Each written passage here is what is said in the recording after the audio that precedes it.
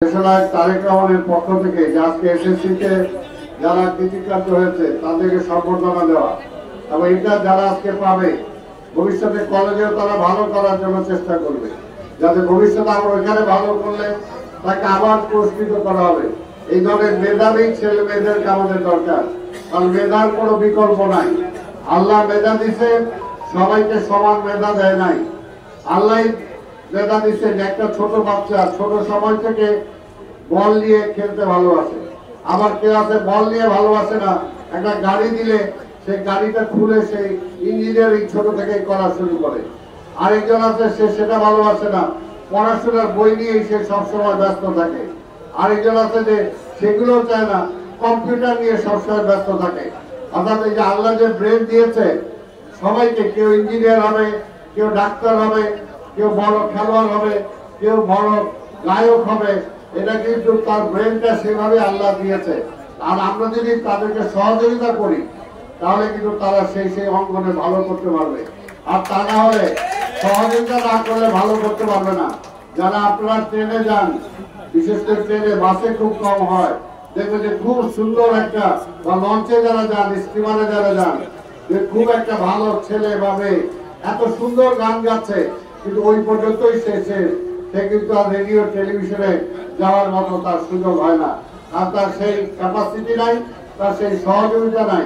এই জন্য তার ভালো গায়কের প্রতিভা থাকলেও ওইখানে কিন্তু অঙ্কুরে শেষ হয়ে যায়। ঠিক তেমনি একটা ভালো একটা ছেলে, ভালো একটা মেয়ে পড়াশোনার যদি সে সুযোগ পায় তাহলে কিন্তু সে ভালো হতে পারে। আবার সেটার জন্য তার ঐকান্তিক চেষ্টাও থাকতে হবে, শুধু টাকা পয়সা থাকতে হবে না।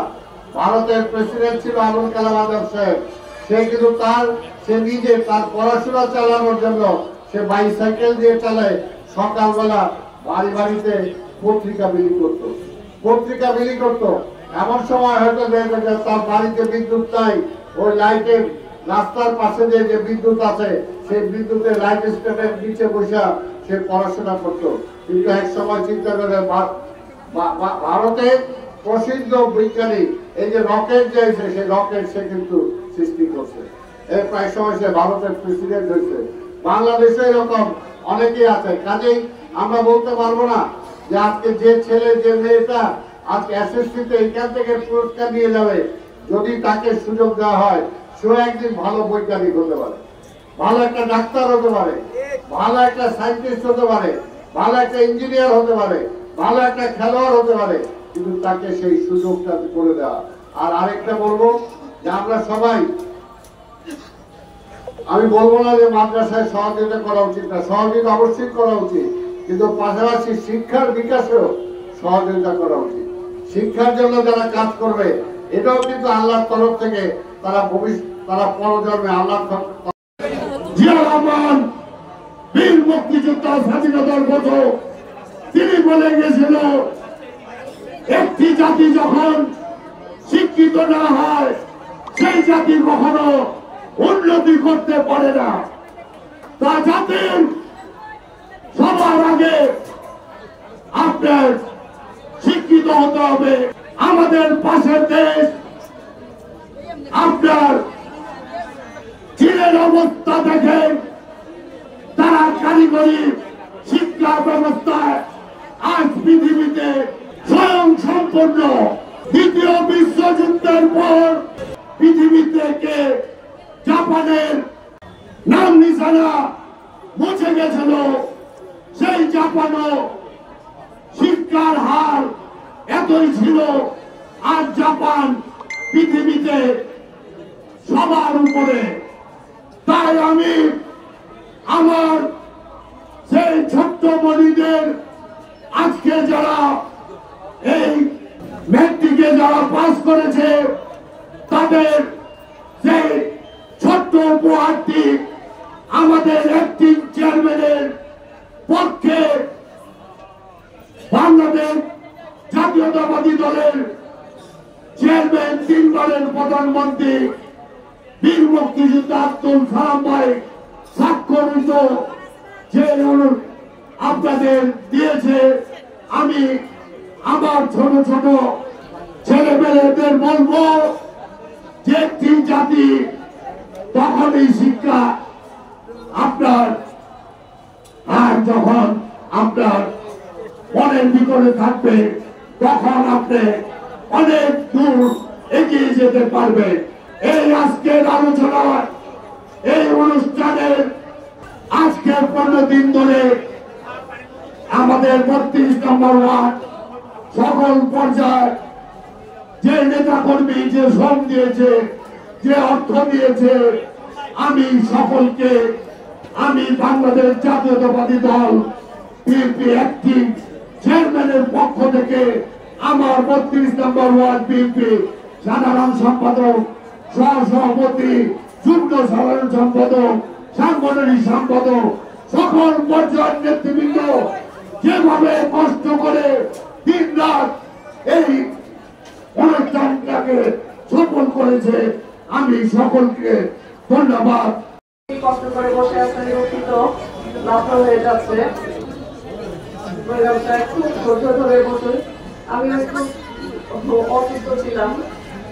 আপনাদের এই প্রোগ্রামের জন্য যে এরকম একটি মহসিন প্রোগ্রাম, সুন্দর প্রোগ্রাম, আমাদের কারণের অহংকার, আমাদের বিএনপির অ্যাক্টিং চেয়ারম্যান জনাব তারেক রহমান কর্তৃক আজকে যে স্টুডেন্টদের অ্যাওয়ার্ড প্রোগ্রাম, কোমলমতি আমার সম্মুখান সমতুল্য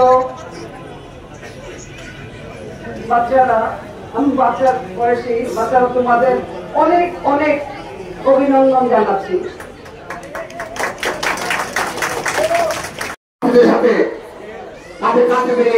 আমাদেরকে তাদের পাশে থাকতে হবে, কারণ আমরা 17 বছর যে আন্দোলন সংগ্রাম করেছি, যে কষ্ট করেছি, আপনাদের মাঝে আমরা কিন্তু আপনাদের পাশে কিন্তু আমরা তখন থাকতে পারি নাই। কিন্তু আজকে এই অনুষ্ঠানের মধ্য দিয়ে আপনাদের পাশে, আপনাদের সুখে দুঃখে, আপনাদের সম্মানে আমরা কিন্তু উপস্থিত থাকার চেষ্টা করছি। আপনাদের কাছে একটা অনুরোধ করে, যেহেতু আমাদের প্রধানমন্ত্রী এবং আমাদের হয়তো সময় ক্ষীণ আছে, যার কারণে আমি একটা অনুরোধ করে আমি আমার বক্তব্য শেষ করব। সেটা কি, আমাদের প্রান্তীয় নেতা বলেছেন কারুণ্যের ভোট ধানের শীষের জন্য হোক। আমরা আপনাদের কাছে অনুরোধ করব, আপনারা দেখেছেন যে আমরা কিন্তু আপনাদের পাশে দাঁড়িয়েছি, আমাদের সবসময় সুখে দুঃখে কিন্তু আমাদের বিএনপির লোক।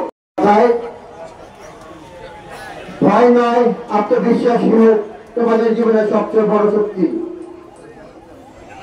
এই পর্যায়ে আমাদের হাতে তুলে দেওয়া হবে, এটা আপনারা সুন্দর করে যার যার ভাষা আলমারিত রাখবেন। এটা একটা স্মৃতি হিসেবে হয়ে গেল। আগামীতে আমরা আরো এর থেকে বেশি কিছু দেওয়ার চেষ্টা করবো ইনশাআল্লাহ। ভাই বোনেরা, এখানে আমাদের অনেক আছে, তারা তার পক্ষ আছে, এর নামে আমি নিজেকে আনন্দিত এবং গর্বিত বোধ করছি। আজকে আমরা এমন কিছু মানুষের সাথে কথা বলছি যাদের হাতে আগামী বাংলাদেশ, যারা আগামী বাংলাদেশের নেতৃত্ব দিবেন, যারা দীর্ঘ অধ্যবসায় স্কুল জীবন শেষ করে বাবা মা, শিক্ষক এবং অনেকের সহযোগিতায় আজকে এখানে উপস্থিত, আজকে এখানে ক্রেস্ট দিতে এসেছেন। আমি তাদের উদ্দেশ্য করে কিছু বলতে চাই। আমি আমার বক্তৃতা দীর্ঘায়িত করব না, কারণ কালকে সাথে বলতে চাই, এই সফলতা তোমাদের, এই সফলতা তোমাদের শিক্ষকের, এই সফলতা তোমাদের বাবার নেতৃত্ব দিবেন। আপনারা এই বাংলাদেশের ধরে করবেন। একটি কথা আমি বলতে চাই, বিএনপির প্রতিষ্ঠাতা শহীদ রাষ্ট্রপতি জিয়াউর রহমান 1979 সালের 1 জানুয়ারি ঢাকা বিশ্ববিদ্যালয়ের মেধাবী ছাত্র কাজী আসাদুজ্জামানকে আহ্বায়ক করে জাতীয়তাবাদী ছাত্র দলের একটি কমিটি গঠন করেছিল। আজকে যারা আর্কিটেকচার সাথে এসএসসি পাস করেছেন, আপনারা ঢাকা বিশ্ববিদ্যালয়ের ছাত্র হবেন, আপনারা জাতীয়তাবাদী ছাত্র দলের নেতৃত্ব দিবেন, আপনারা একদিনে দেশ পরিচালনা করবেন বলে আমি আশাবাদ ব্যক্ত করছি।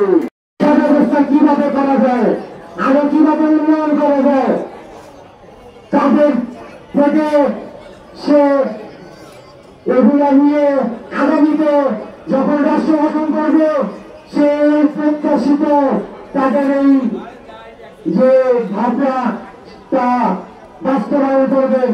আমি আরো বলতে চাই, আমাদের এই পুরান ঢাকার মধ্যে বংশালা ছাত্রদল এবং এই ছাত্ররা যেভাবে এই খুবই হাসিনার এই